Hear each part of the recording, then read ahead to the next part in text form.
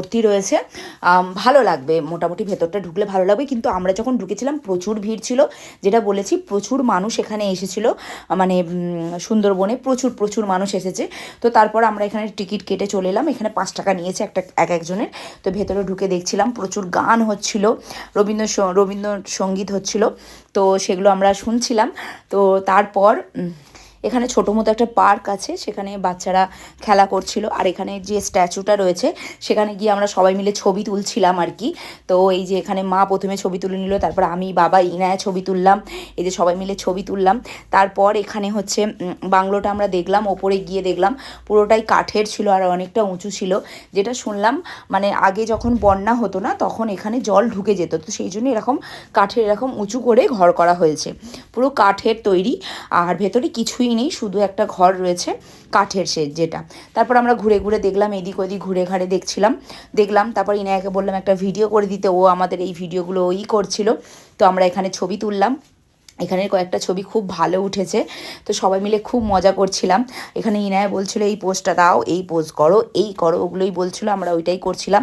তারপর এখানে একটা বড় একটা স্ট্যাচু রয়েছে, সেখানে গিয়ে আমরা ছবি তুললাম, মা ছবি তুললো। তো তারপর এখানে বাবা বসে পড়েছিল, বাবাকে প্রচুর গরম লাগছিল, মানে যেটা বলছিলাম সুন্দরবনে না রাত্রিবেলা ঠান্ডা, বাট দিনের বেলা গরমই আছে। তারপর এখানে কয়েকটা ভিডিও আমরা করলাম। আমি বললাম দাঁড়াও মা, আমি এখানে উঠছি, আমার একটা ভিডিও করে দাও। তো মা আমার কয়েকটা এখানে ভিডিও করে দিল। দেন তারপর আমরা এখানে সবাই মিলে একসাথে দাঁড়িয়ে ছবি তুললাম।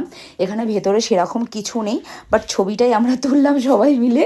হ্যাঁ, তারপরে মা বলছে আমার বাবাকে নিয়ে এখানে ছবি তোলা হয়নি। তো তারপরে মা বাবাকে নিয়ে ছবি তুলতে চলে গেল। আর এখানে এদের যেটা কাজ সেটা করা শুরু করে দিয়েছে। ছোট্ট মতো একটা পার্ক আছে বাচ্চাদের জন্য, খুবই ভালো লাগবে বাচ্চাদের। তো সেই রকম এখানে দুটো বাচ্চা অলরেডি খেলা শুরু করে দিয়েছে। লামিয়া তো মানে বড়দের মধ্যে পড়েই না, ও বাচ্চাদের মধ্যেই পড়ে।